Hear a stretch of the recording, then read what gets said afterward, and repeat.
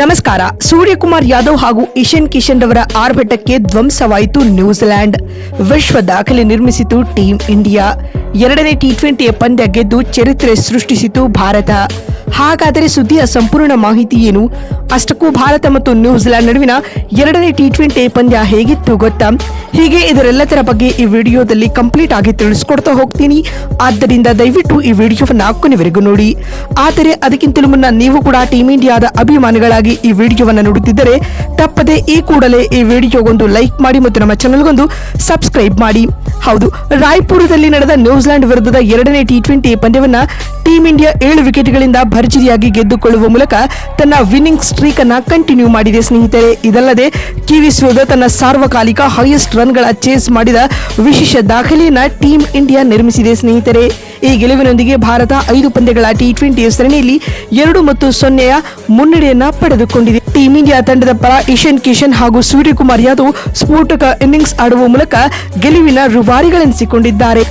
ಇನ್ನು ಇದಕ್ಕೂ ಮುನ್ನ ಈ ಒಂದು ಪಂದ್ಯದಲ್ಲಿ ಟಾಸ್ ಗೆದ್ದಂತಹ ಟೀಂ ಇಂಡಿಯಾ ನಾಯಕ ಸೂರ್ಯಕುಮಾರ್ ಯಾದವ್ ಮೊದಲು ಬೌಲಿಂಗ್ ಮಾಡುವ ನಿರ್ಧಾರವನ್ನ ತೆಗೆದುಕೊಂಡರು. ಅದರಂತೆ ಇನ್ನಿಂಗ್ಸ್ ಆರಂಭಿಸಿದ ಭಾರತ ತಂಡ ಉತ್ತಮ ಆರಂಭ ಪಡೆದುಕೊಂಡಿರಲಿಲ್ಲ ಸ್ನೇಹಿತರೆ. ಮೊದಲ ಓವರ್ನಲ್ಲೇ ಹರ್ಷದೀಪ್ ಸಿಂಗ್ ಅತ್ಯಂತ ದುಬಾರಿ ಬೌಲರ್ ಎನಿಸಿಕೊಂಡರು. ಡೆವಾನ್ ಕಾನ್ವೆ ಹಾಗೂ ಟಿಮ್ ಸಫರ್ಟ್ ಟೀಂ ಇಂಡಿಯಾದ ಬೌಲರ್ಗಳನ್ನ ತರಾಟೆಗೆ ತೆಗೆದುಕೊಂಡರು ಸ್ನೇಹಿತರೆ. ಆದ್ಯಾಗೂ ಹರ್ಷಿತ್ ರಾಣಾ ಭಾರತ ತಂಡಕ್ಕೆ ಮೊದಲ ಬ್ರೇಕ್ ಥ್ರೂ ತಂದುಕೊಟ್ಟರು. ಡೆವಾನ್ ಕಾನ್ವೆ 19 ರನ್ ಬಾರಿಸಿ ಪೆವಿಲಿಯನ್ ಸೇರಿಕೊಂಡರು. ಅದಾದ ಬಳಿಕ ಟಿಮ್ ಸಫರ್ಟ್ 24 ರನ್ ಬಾರಿಸಿ ವರುಣ್ ಚಕ್ರವರ್ತಿರವರಿಗೆ ವಿಕೆಟ್ ಒಪ್ಪಿಸಿದರು ಸ್ನೇಹಿತರೆ. ಈ ಮುಖ್ಯವಾಗಿ ಕಿವೀಸ್ ತಂಡ ಪವರ್ ಪ್ಲೇ ಅಂತ್ಯಕ್ಕೆ 64 ರನ್ ಗಳಿಸಿತ್ತು ಸ್ನೇಹಿತರೆ. ಪ್ರಮುಖ 2 ವಿಕೆಟ್ ಕಳೆದುಕೊಂಡು ಪವರ್ ಪ್ಲೇ ನಂತರ ಅಬ್ಬರವನ್ನ ಮುಂದುವರಿಸಿದ ರಚಿನ್ ರವೀಂದ್ರ ಟೀಂ ಇಂಡಿಯಾದ ಬೌಲರ್ಗಳ ಮೇಲೆ ಸವಾರಿ ನಡೆಸಿದರು. ಈ ಮಧ್ಯೆ ಗ್ಲೆನ್ ಫಿಲಿಪ್ಸ್ 19 ರನ್ ಬಾರಿಸಿ ವಿಕೆಟ್ ಒಪ್ಪಿಸಿದರೆ ಡ್ಯಾರೆಲ್ ಮಿಚೆಲ್ ರವರ ಆಟ 18 ರನ್ಗಳಿಗೆ ನಿಂತು ಹೋಯಿತು. ನಂತರ ಮಾರ್ಕ್ ಚಾಪ್ಮನ್ 10 ರನ್ಗಳಿಗೆ ಪೆವಿಲಿಯನ್ ಸೇರಿಕೊಂಡರು. ಅತ್ತ ರಚಿನ್ ರವೀಂದ್ರ 44 ರನ್ ಬಾರಿಸಿ ತಂಡದ ಮೊತ್ತವನ್ನ 150 ರನ್ಗಳ ಗಡಿ ದಾಟಿಸಿದರು ಸ್ನೇಹಿತರೆ. ಇನ್ನು ಕೊನೆ ಹಂತದಲ್ಲಿ ಕ್ಯಾಮಿಯೋ ಇನ್ನಿಂಗ್ಸ್ ಆಡಿದ ಕ್ಯಾಪ್ಟನ್ ಮಿಚೆಲ್ ಸ್ಯಾಂಟ್ನರ್ 27 ಎಸೆತಗಳಿಂದ ಅಜೇಯ 47 ರನ್ ಸಿಡಿಸುವ ಮೂಲಕ ತಂಡದ ಮೊತ್ತವನ್ನ 200 ರನ್ಗಳ ಗಡಿ ದಾಟಿಸಿದರು. ಈ ಮುಖ್ಯವಾಗಿ ನ್ಯೂಜಿಲೆಂಡ್ ತಂಡ ನಿಗದಿತ 20 ಓವರ್ಗಳಲ್ಲಿ 6 ವಿಕೆಟ್ ನಷ್ಟಕ್ಕೆ 208 ರನ್ ಕಲೆ ಹಾಕಿತ್ತು ಸ್ನೇಹಿತರೆ. ಇತ್ತ ಟೀಂ ಇಂಡಿಯಾ ತಂಡದ ಪರ ಬೌಲಿಂಗ್ ನಲ್ಲಿ ಕುಲ್ದೀಪ್ ಯಾದವ್ ಪ್ರಮುಖ 2 ವಿಕೆಟ್ ಪಡೆದುಕೊಂಡರು.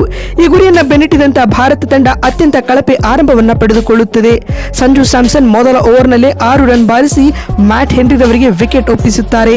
ಅದಾದ ಬಳಿಕ ನಂತರದ 2ನೇ ಓವರ್ನಲ್ಲೇ ಅಭಿಷೇಕ್ ಶರ್ಮಾ ಯಾವುದೇ ರನ್ ಬಾರಿಸಲಾಗದೆ ಡಾಟ್ ಮರ್ಫಿ ರವರಿಗೆ ವಿಕೆಟ್ ಒಪ್ಪಿಸಿದರು. ಇದರೊಂದಿಗೆ ಭಾರತ ಸತತ 2 ಓವರ್ಗಳಲ್ಲಿ 2 ವಿಕೆಟ್ ಕಳೆದುಕೊಂಡು ಸಂಕಷ್ಟಕ್ಕೆ ಸಿಲುಕಿಕೊಂಡಿತು.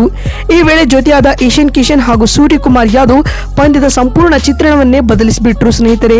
ಅದರಲ್ಲಿಯೂ ಇಶಾನ್ ಕಿಶನ್ ರಂತೂ ಕಮ್ ಬ್ಯಾಕ್ ಪಂದ್ಯದಲ್ಲಿ ಅದ್ಭುತ ಇನ್ನಿಂಗ್ಸ್ ಕಟ್ಟಿದರು. ಕಿವೀಸ್ನ ಎಲ್ಲಾ ಬೌಲರ್ಗಳ ಮೇಲೆ ದಂಡ ಯಾತ್ರೆಯನ್ನ ಶುರು ಮಾಡಿಕೊಂಡ್ರು ಸ್ನೇಹಿತರೆ. ಈ ಮುಖ್ಯವಾಗಿ ಇಶಾಂತ್ ಶರ್ಮಾ ಕೇವಲ 21 ಎಸೆತಗಳಲ್ಲೇ ತಮ್ಮ ಕಮ್ ಬ್ಯಾಕ್ ಹಾಫ್ ಸೆಂಚುರಿಯನ್ನ ಪೂರ್ಣಗೊಳಿಸಿಕೊಂಡರು. ಅಂತಿಮವಾಗಿ ಇಶಾನ್ ಕಿಶನ್ 32 ಎಸೆತಗಳಿಂದ 76 ರನ್ಗಳ ಅದ್ಭುತ ಆಟವನ್ನ ಆಡಿದರು. ಇವರ ಈ 76 ರನ್ಸ್ ನಲ್ಲಿ ಬರೋಬ್ಬರಿ 4 ಸಿಕ್ಸ್ ಹಾಗೂ 11 ಫೋರ್ಗಳು ಒಳಗೊಂಡಿದ್ದವು. ಇತ್ತ ಇಶಾನ್ ಕಿಶನ್ ಔಟ್ ಆಗುತ್ತಿದ್ದಂತೆ ಆರ್ಭಟ ಮುಂದುವರಿಸಿದ ಸೂರ್ಯಕುಮಾರ್ ಯಾದವ್ ಇನ್ನಿಂಗ್ಸ್ ನ ಸಂಪೂರ್ಣ ಜವಾಬ್ದಾರಿಯನ್ನ ಹೊತ್ತುಕೊಂಡರು ಸ್ನೇಹಿತರೆ.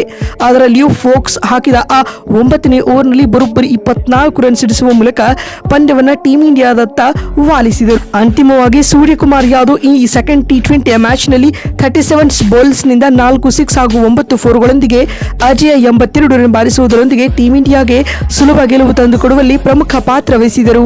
ಈ ಮುಖ್ಯವಾಗಿ ಭಾರತ ತಂಡ ಇದೀಗ ಸೆಕೆಂಡ್ ಟಿ20 ಮ್ಯಾಚ್ ನಲ್ಲಿ ನಿಗದಿತ ಟಾರ್ಗೆಟ್ ಅನ್ನ 15.2 ಓವರ್ಗಳಲ್ಲಿ ಕೇವಲ 3 ವಿಕೆಟ್ ಕಳೆದುಕೊಂಡು ಟಾರ್ಗೆಟ್ ಅನ್ನ ಸುಲಭವಾಗಿ ಚೇಸ್ ಮಾಡಿತು. ಇದರೊಂದಿಗೆ ಭಾರತ ಈ ಪಂದ್ಯದಲ್ಲಿ 7 ವಿಕೆಟ್ಗಳ ಭರ್ಜರಿ ಗೆಲುವು ದಾಖಲಿಸುವುದರೊಂದಿಗೆ ಸರಣಿಯಲ್ಲಿ 2-0 ಲೀಡ್ ಕೂಡ ಪಡೆದುಕೊಂಡಿದೆ. ಇನ್ನೊಂದು ಮ್ಯಾಚ್ ಗೆದ್ದುಕೊಂಡ್ರೆ ಭಾರತ ಸೀರೀಸ್ ಸೀಲ್ ಮಾಡಲಿದೆ ಸ್ನೇಹಿತರೆ. ಮತ್ತೊಂದು ವಿಡಿಯೋದಲ್ಲಿ ಸಿಗ್ತೀನಿ. ನಮಸ್ಕಾರ.